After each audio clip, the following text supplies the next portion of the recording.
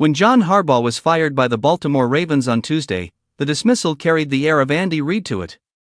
Famously, Reid was fired by Philadelphia Eagles owner Jeffrey Lurie on December 31, 2012. The dismissal followed an impressive 14-year run that took the franchise to the playoffs 9 times and featured 10 postseason wins and 1 Super Bowl appearance. Eventually, Reid was cut loose by the Eagles after missing the postseason in back-to-back years, instantly becoming the cornerstone candidate in a field of head coaching searches that included, among others, then Oregon headman Chip Kelly, arguably the hottest name in college football, and a feisty Indianapolis Colts interim by the name of Bruce Arians. But even in a field that had some intriguing options, Reid's resume, accomplishments, and demeanor instantly elevated him. He was out of work for 4 days. Setting aside multiple interview requests, Reid had a 9-hour meeting with the Kansas City Chiefs top brass inside a Philadelphia airport conference room. When he exited, Reid had his next job.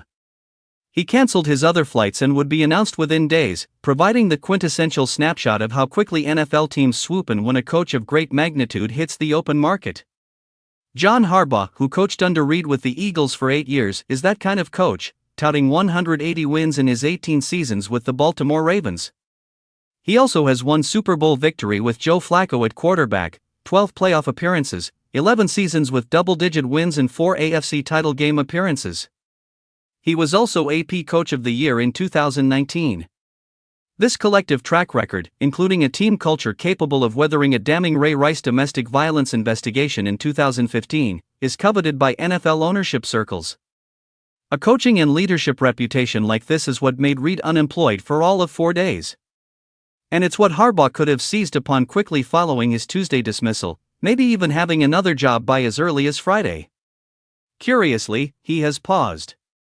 One day after his departure from the Ravens, Harbaugh's agent Brian Harlan had already received calls from more teams than actual head coaching openings, which meant that at least 1 or 2 franchises with head coaches still in place were peeking in on Harbaugh's potential interest in their team.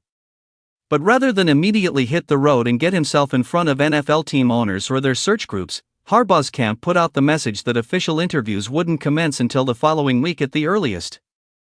What is the motivation behind the patience?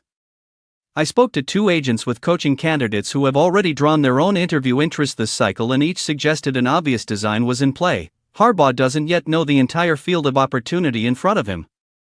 That point was never more salient than when the Miami Dolphins reversed course on head coach Mike McDaniel, suddenly firing him after Harbaugh became available despite McDaniel having met with team owner Stephen Ross about his return, conducting a season-closing news conference with media, and completing exit interviews with his players. When Harbaugh became available, McDaniel's job suddenly and curiously wasn't anymore with the Dolphins. The same fate could be in play for some current playoff coaches. I'm sure they're waiting to see what happens with the Buffalo Bills, one coaching agent said. You're leaving out the Green Bay Packers, added another. Clearly, Bills head coach Sean McDermott and Packers head coach Matt LaFleur have distinct pressure on them heading into this weekend. LaFleur is heading into the final year of his contract in Green Bay in 2026 after not getting his deal extended by new President Ed Policy last offseason. The extension issue initially seemed to be a matter of hard negotiation, with LaFleur's current $5 million salary lagging badly behind some far less successful contemporaries. Pegged as the 19th highest head coaching salary in the league by Front Office Sports, LaFleur reportedly earned less in 2025 than 3 first-year and first-time head coaches, the Jacksonville Jaguars' Liam Cohen, $10 million per season, the New York Jets' Aaron Glenn, $12 million, and the Chicago Bears' Ben Johnson, $13 million. He's also last in the NFC North, behind Johnson, the Minnesota Vikings' Kevin O'Connell, $13 million, and the Detroit Lions' Dan Campbell, $11 million.